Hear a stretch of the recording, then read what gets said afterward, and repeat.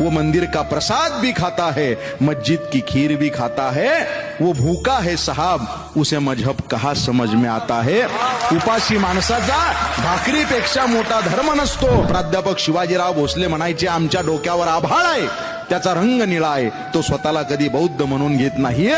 सूर्य मावळतीला झुकल्यानंतर त्याचा रंग भगवा केशरी होतो, तो स्वतःला कधी हिंदू म्हणून घेत नाहीये। हा निसर्ग हिरवागार आहे, तो स्वतःला कधी मुस्लिम म्हणून घेत नाहीये, कारण हे सगळे एकाच निसर्गाचे घटक आहेत। तसं आपण सध्या सगळे एकाच निसर्गाचे घटक आहोत। या जगामध्ये धर्म, जात, पंथ, पक्ष, लिंग, वर्ण, भेद, सीमा प्रांताच्या पलीकडे या जगात सगळ्यात मोठा धर्म हा माणूस की मानवता है। वो मंदिर का प्रसाद भी खाता है, मस्जिद की खीर भी खाता है। वो भूखा है साहब, उसे मजहब कहा समझ में आता है। उपाशी माणसाचा भाकरीपेक्षा मोठा धर्म नसतो।